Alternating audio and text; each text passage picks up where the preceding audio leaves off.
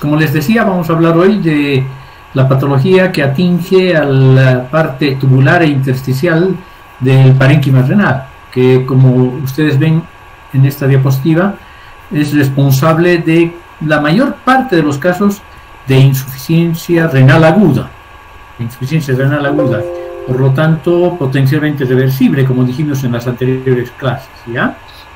Y claro, las causas más importantes de esta enfermedad, de la patología tubular e intersticial, pueden ser de carácter infeccioso, la isquemia y los trastornos tóxicos y metabólicos, ¿ya? Los trastornos tóxicos y metabólicos, la isquemia son los fundamentales.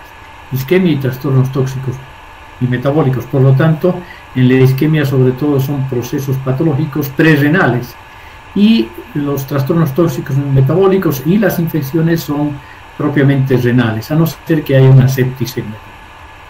Bueno, empezaremos a hablar de las enfermedades tubulares, aunque de hecho es el intersticio y viceversa. Cuando se afecta el intersticio, también se afecta el componente tubular de la nefrona, ¿no?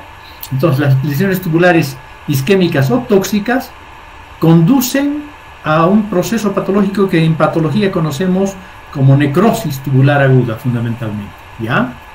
Hay reacciones inflamatorias de los túbulos y del intersticio que conducen, por otra parte, a otro proceso patológico, pero que tiene un curso clínico diferente, que es la nefritis tubulointersticial, ¿sí? Entonces, ¿qué es lo que pasa cuando hay, ya sea trastornos isquémicos o tóxicos? Hay un deterioro grave, pero como es agudo el proceso, es potencialmente reversible, de la función del epitelio tubular, que es muy sensible a la isquemia y a los efectos tóxicos, ¿no? Por muchas causas, provocando en un alto porcentaje de los casos una insuficiencia renal aguda, ¿ya? Ya decíamos que las tubulitis y los procesos tubulares afectan mayoritariamente también al intersticio, ¿sí? Luego tenemos empezaremos a hablar de la necrosis tubular aguda de origen isquémico, ¿sí?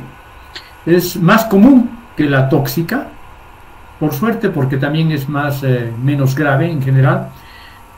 Consiste clínicamente en una rápida disminución o pérdida de la función renal con progresivo incremento de la creatinina sérica asociada fundamentalmente a oliguria cuando es isquémico y grados variables, pero no de carácter nefroide, de proteinuria, ¿ya? No de carácter de un síndrome nefrótico.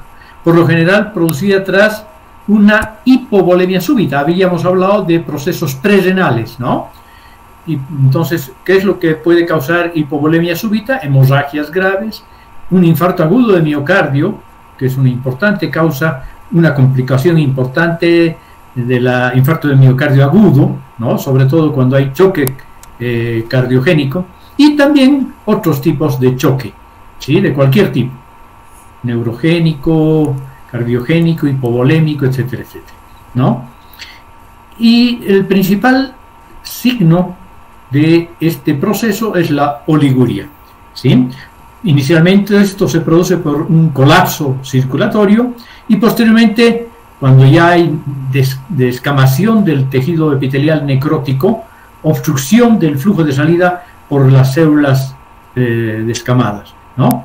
Por la tubulorexis. Muy bien. Entonces, la necrosis tubular aguda isquémica se caracteriza por tubulorexis, pero también potencialmente reversible.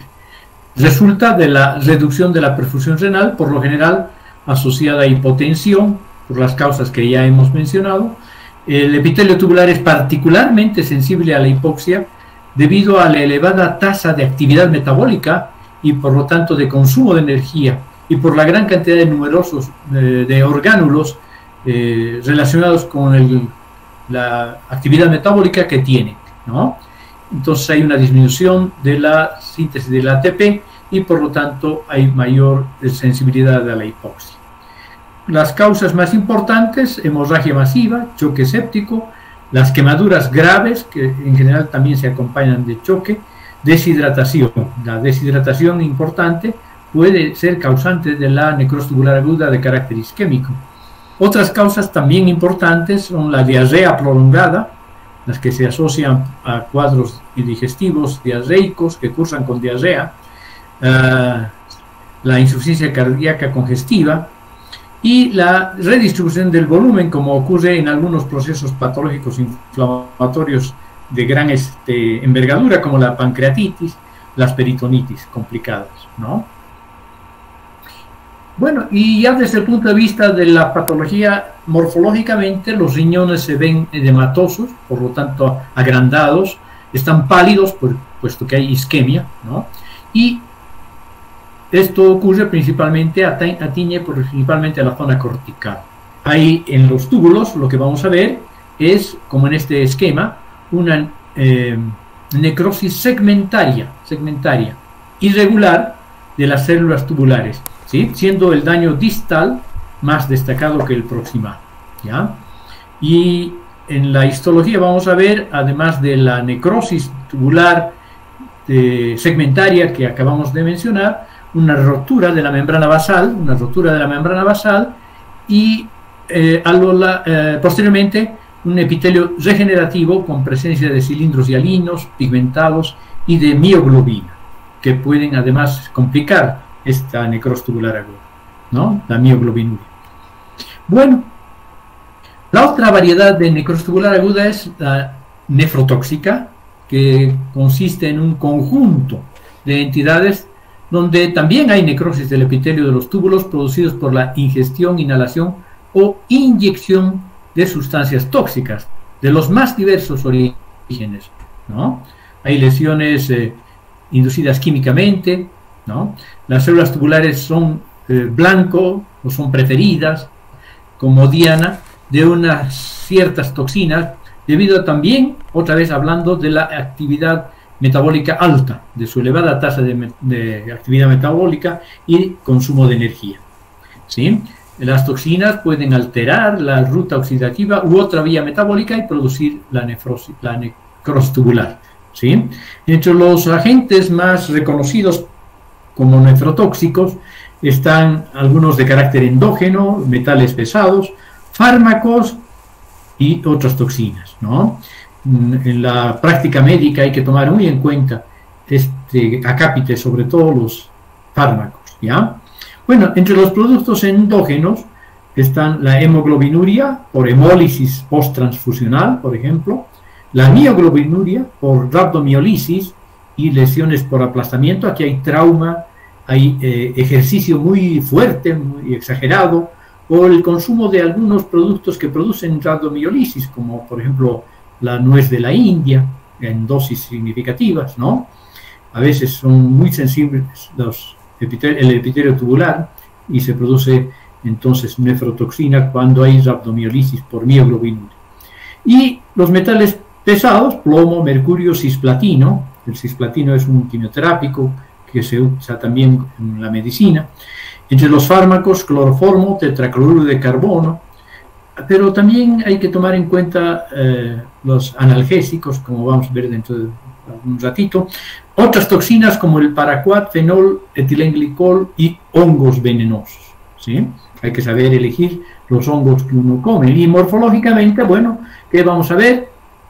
Vacuolización y dilatación tubular. Miren ustedes este epitelio tubular parece que está revestido por células claras. En realidad son células tubulares normales, pero que han sido francamente edematizadas, ¿no?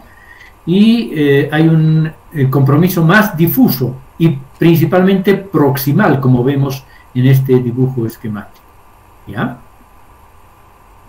Bueno, clínicamente, ¿cómo evoluciona la necrosis tubular aguda? Evoluciona, como ustedes han podido estudiar en cirugía, en urología, por ejemplo, o en medicina interna, en 4 fases: la fase de inicio, la fase oligúrica, la fase de poliuria y la fase final de restablecimiento y probable restablecimiento de la función normal, ¿no? La fase de inicio con síntomas de la enfermedad de fondo o de la intoxicación básica, basal, ¿no? ¿Y en qué se caracteriza la fase oligúrica, que es la segunda fase? El estímulo tóxico, lascivo, produce necrosis tubular renal, obviamente, estamos hablando de eso. Los túbulos renales son, posteriormente a la necrosis, obstruidos por estas células necróticas que se desprenden y reducción secundaria del flujo sanguíneo glomerular. Hay una concomitante constricción arteriolar. Esto condiciona una disminución significativa del filtrado glomerular, los riñones están macroscópicamente hinchados y edematosos y el paciente desarrolla insuficiencia renal aguda, sobre todo oliguria, que puede llegar a la anuria, desde luego. Son entonces aquí medidas de sostén para prevenir la hiperpotasemia y la sobrecarga de líquidos, ¿no? Entonces, el manejo de la necrosis tubular aguda, sobre todo isquémica, es muy dependiente del médico, ¿sí? El médico tiene que manejar muy bien esta fase de oliguria para dar exactamente lo necesario para prevenir la oliguria, mejorar la diuresis, ¿no? Pero también para prevenir la sobrecarga de líquidos y la hiperpotasemia. Luego viene la fase de poliuria inicial, ¿sí?, en donde empieza ya la regeneración del epitelio tubular. No se olviden que el epitelio tubular renal es un epitelio que se regenera fácilmente y que esta regeneración es relativamente rápida, puede durar entre 1 y 3 semanas. Hay eliminación del material necrótico por células fagocíticas a nivel del intersticio sobre todo, pero también con la orina, ¿no? Hay una fase, la fase de oliguria empieza a disminuir y empieza más bien a haber poliuria, resultante de la apertura tubular y el aumento del flujo sanguíneo glomerular.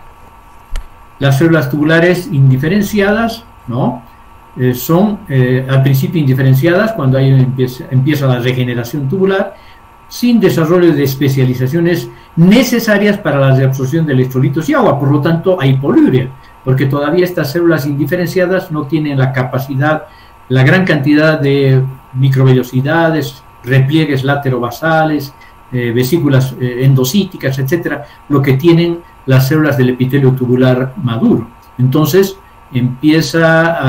no pueden cumplir esta reabsorción adecuada de electrolitos y agua, y es por eso que sobreviene la fase poliúrica, ¿no?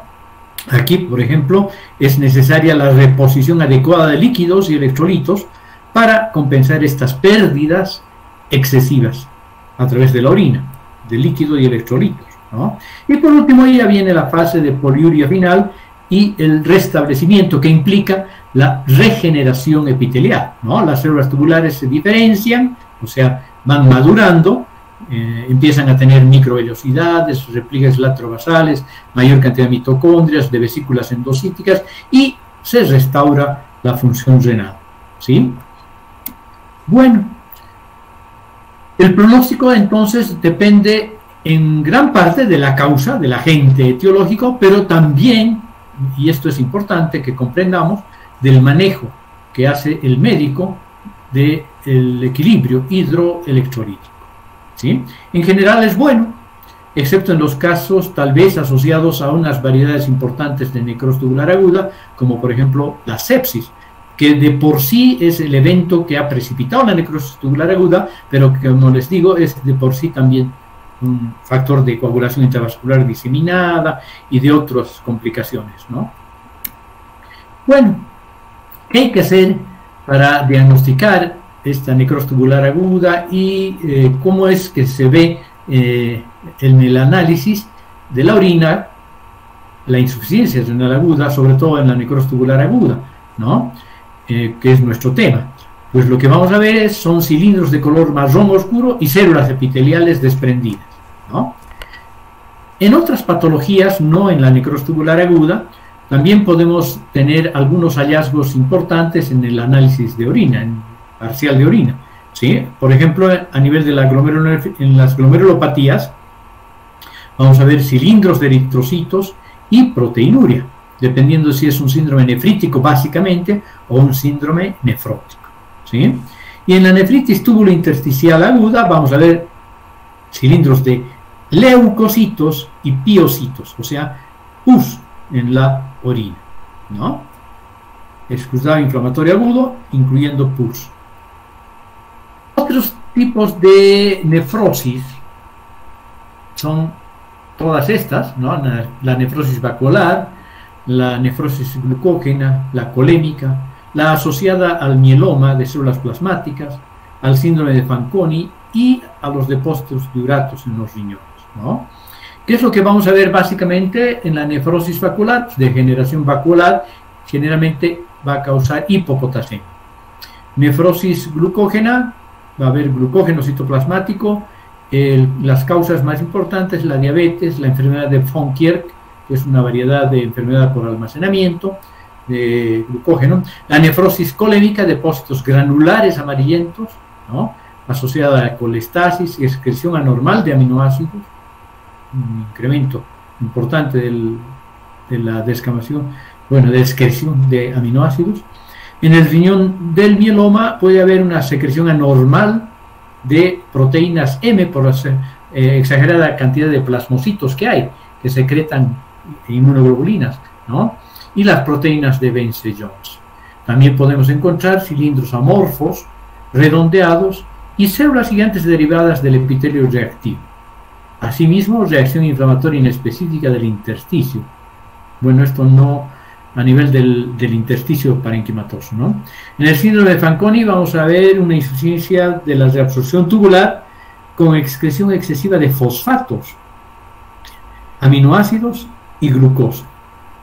El raquitismo en niños, osteomerasa en adultos, acidosis y deshidratación intensa.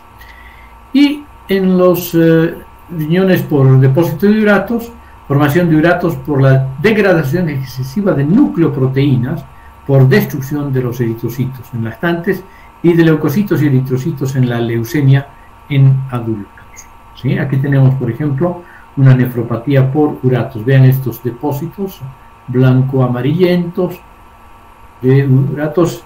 Y aquí se ven los cristales a manera de agujetas, de agujas, rodeadas por un proceso inflamatorio crónico granulomatoso de tipo cuerpo extraño. Hay algunas células gigantes, hay muchos histiocitos. Es una especie de granuloma de tipo cuerpo extraño en torno a esta acumulación de uratos amorfos que se ven como agujas, ¿sí? Dispuestas en general en forma paralela. Aquí se ven en la nefropatía del mieloma, vean estas concentraciones rosadas, o en la nefropatía por uratos. A veces los uratos tienen coloración propia, ¿no? Estos cristales amarillentos dispuestos como los corales del mar. Bueno, y ahora vamos a ver la segunda parte de nuestro tema, enfermedades del intersticio. Son aquellas, como les decía al principio, que comienzan en el intersticio, pero también se propagan hacia los túbulos, llegando en un momento a ser difícil su diferenciación. Era una nefritis tubulointersticial o en enfermedad intersticial que comprometió los túbulos, ¿no? Aquí tenemos entonces las principales enfermedades intersticiales primarias: la pielonefritis aguda, la pielonefritis crónica y la nefritis intersticial sin otra denominación, ¿sí? ¿Cuáles son los factores que participan en la infección urinaria? Porque al fin y al cabo las pielonefritis, tanto aguda como crónica, son infecciones urinarias, ¿no? Más frecuentemente ascendentes, pero que también pueden ser por vía vascular o linfática, sobre todo vascular. Bueno, ¿y cuáles son las causas que favorecen entonces los factores de riesgo, diríamos, de las infecciones urinarias y por lo tanto de las pielonefritis? Obstrucción, que produce estasis, y toda estasis favorece la infección. Un reflujo vesicoureteral, que también va a causar estasis. Introducción de instrumentos por parte de los urólogos o de los ginecólogos, en fin. Edad y sexo, es más frecuente esta patología en las personas de sexo femenino y sobre todo posmenopáusicas, cuando el epitelio está más atrofiado, el embarazo que produce una obstrucción mecánica de la vía urinaria, la susceptibilidad de la médula renal a la infección, ¿no? Hay enfermedades que favorecen esto, la diabetes mellitus, que siempre es un factor de riesgo para toda infección, pero sobre todo urinaria, y los cuadros de inmunosupresión o inmunodeficiencia, ya sean congénitos o adquiridos, ¿sí? Muy bien. La pielonefritis aguda, veamos lo más importante de la pielonefritis aguda, es el tipo más importante y frecuente de inflamación tubulointersticial, la mayor parte de las veces infección por vía ascendente, ¿no? A partir del tracto urinario inferior, esto es lo habitual, como decíamos. Estos son los factores de riesgo que ya en cierto modo hemos mencionado: el embarazo, todo lo que produce estasis urinaria o reflujo, litiasis, prostatismo, tumor maligno que invade la pelvis, defectos estructurales del tracto urinario y reflujo vésico-ureteral, pero también puede llegar la infección por vía hematógena o linfática durante una bacteriemia o una septicemia. Esto es menos frecuente que el reflujo o la vía ascendente. Que es más frecuente esta variedad de pielonefritis aguda en los ancianos con fiebre de origen desconocido, a menudo con escalofríos e insuficiencia renal aguda. ¿Bien? Entonces, ¿qué es lo que vamos a encontrar? Fiebre, escalofríos, dolor de espalda, signos de infección del tracto urinario inferior, como poliaquiuria, disuria, nicturia, todo eso. Y en los exámenes complementarios vamos a ver que hay una septicemia por bacterias gram negativas que pueden llegar al shock. Y en los diabéticos hay una particular tipo de pielonefritis aguda, que es la necrosis papilar renal. Necrosis papilar renal. ¿Bien? De las papilas renales, ahí donde se encuentran los túbulos de Bellini. En el examen de orina vamos a ver piuria, bacteriuria. El cultivo puede ser positivo y la mayor parte de las veces positivo a Escherichia coli, ¿sí? Y otros gérmenes de origen intestinal, sobre todo, eventualmente hongos, ¿sí? Y ya desde el punto de vista de la patología renal, a nivel del riñón, en el parénquima renal vamos a ver macroscópicamente abscesos corticales, blanco-amarillentos, generalmente esféricos y pequeñitos, 2 milímetros menores, rodeados por una zona de hiperemia. Vamos a ver abscesos medulares, también, convergentes hacia la papila. Puede haber una mucosa pielocalicial hiperémica cubierta de exudado fibrino purulento. Estamos hablando del epitelio del urotelio, ¿no? A nivel de la mucosa pielocalicial. Y desarrollo de absceso perirenal y pionefrosis, con pus a nivel de la pelvis, incluso de los uréteres, ¿no? Y ya desde el punto de vista microscópico vamos a ver un proceso inflamatorio agudo protagonizado por los neutrófilos polimorfonucleares y eventualmente piocitos. Claro que casi siempre acompañan a los neutrófilos una cantidad variable de mononucleares, linfocitos, células plasmáticas, macrófagos.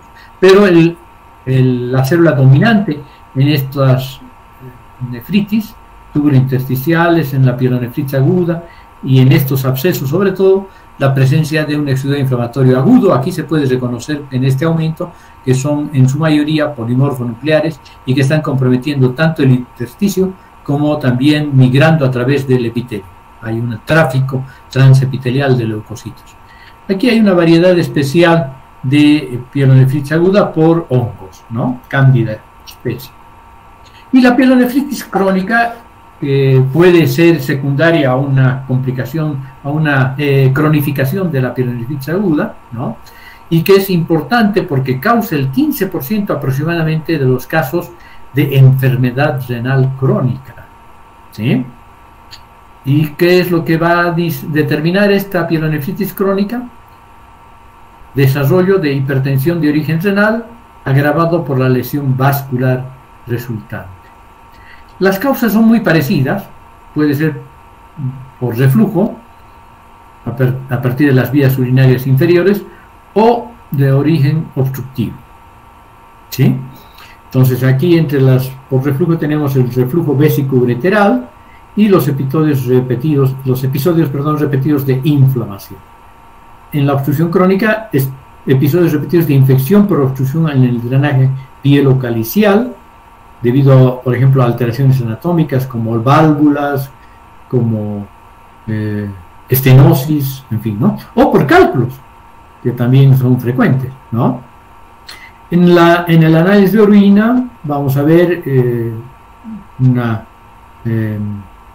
infección, puede haber mononucleares, ¿no? Pero también puede haber polimorfonucleares y eventualmente bacterias, y pruebas funcionales renales van a estar un poco alteradas, ¿no?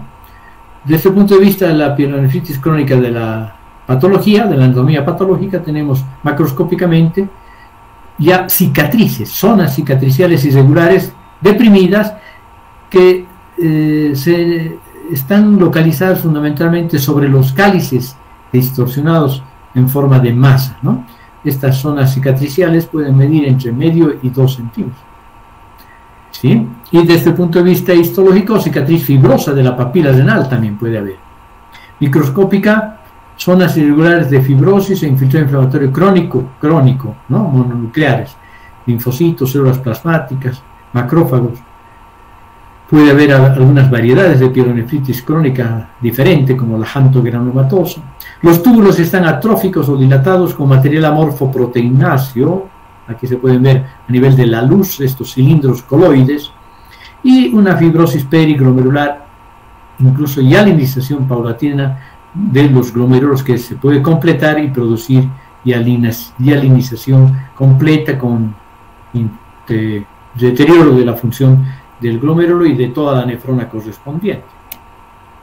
Aquí tenemos esas imágenes, ¿no? Cicatrices. Miren ustedes, la superficie epitelial está totalmente excavada, como con múltiples focos deprimidos.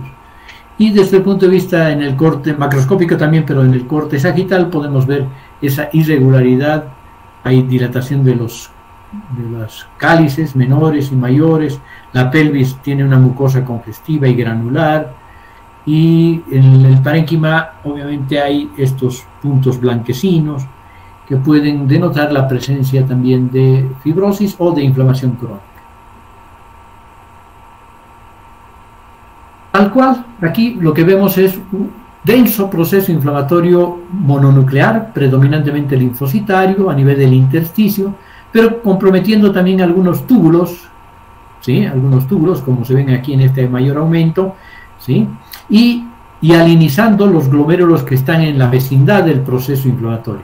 ¿Bien? Aquí hay un glomérulo hialinizado, aquí hay otro glomérulo hialinizado. Y ahí empieza a haber también fibrosis periglomerular, como hemos descrito, ¿no? Y los túbulos pueden estar algunos sanos, otros afectados. Y cuando ya hay cronicidad, mayor cronicidad, hay un fenómeno interesante que es la tiroidización de los túbulos proximales y distales, ¿no? Vean ustedes, parece un corte de tiroides con una enfermedad inflamatoria como en un Graves base 2, perdón, como una tiroiditis de Hashimoto. Así es como se ve la tiroiditis de Hashimoto. Inflamación, claro que más densa y con mayor afectación tubular, pero vean cómo hay una tiroidización de los túbulos renales. Les decía que hay variedades especiales de pielonefritis crónica. Aquí tenemos la pielonefritis xantogranulomatosa, que macroscópicamente, y si ustedes se imaginan también imagenológicamente, puede dar la falsa sensación de que estamos frente a un cáncer renal, a un tumor renal en todo caso, ¿no? Un oncocitoma parece, un oncocitoma o un carcinoma renal. Y en realidad, si vemos al microscopio, estamos viendo un fenómeno inflamatorio protagonizado fundamentalmente por macrófagos, y muchos de estos macrófagos son xantomatosos con un citoplasma espumoso, y algunos tienen los cuerpos de Michaelis-Guttman, ¿ya? Michaelis-Guttman, que son unas esferitas parecidas a esta o a esta. Bueno, y por último tenemos la nefritis intersticial, que es producida por fármacos y agentes tóxicos también. No es causada, para diferenciar del anterior proceso, por infección bacteriana piógena, sino por un proceso tóxico más que infeccioso. Entonces, también puede ser secundaria a infecciones microbianas sistémicas no supuradas, pero, ¿ya? Como por ejemplo asociadas a una fiebre tifoidea, una difteria, a una infección por Clostridium, sífilis, enfermedad de Weil. Pero lo más clásico es, sobre todo, que se ven obligadas, en cierto modo, al consumo de analgésicos en forma crónica, van a tener una inflamación tubulointersticial crónica y pueden llegar a tener una necrosis papilar, incluso, sobre todo si mezclan aspirina con fenacetina. Y tenemos la nefritis intersticial de los Balcanes, que es una variedad idiopática de nefritis intersticial, causada probablemente por hongos, residuos minerales, factores alimentarios o tal vez una predisposición genética. Aquí tenemos la necrosis papilar, que se ve en la diabetes o también en estas necrosis papilares asociadas al abuso de analgésicos cuando se combinan aspirina y fenacetina. Es una especie de, en su patogenia tenemos que describir una especie de reacción de hipersensibilidad adversa frente a diversos tipos de fármacos, que puede presentarse incluso hasta tan pronto como 2 días después de la exposición al fármaco o tan tardíamente como 40 días después. ¿Sí? Está mediado por un mecanismo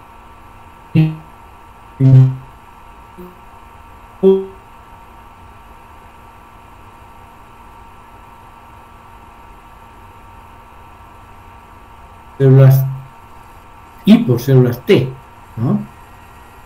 Entonces el abuso de analgésicos es probablemente una de las causas más importantes.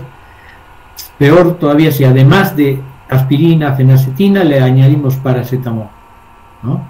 Clínicamente es relativamente inespecífica, aunque puede haber algunos datos como la eosinofilia, fiebre, erupción cutánea, hematuria, proteinuria leve, piuria estéril, a diferencia de las piurias que acompañan a los procesos infecciosos. Erupción cutánea, eso es algo interesante, la eosinofilia también. En muchos procesos patológicos donde hay un agente farmacológico como causante, vamos a ver depósitos de eosinófilos en el proceso inflamatorio o eosinofilia a nivel de la sangre.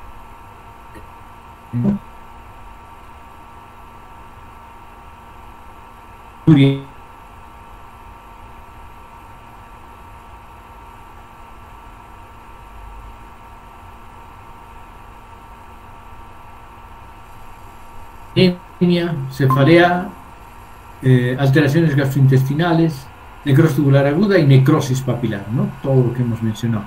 Y morfológicamente, edema y necrosis tubular aguda.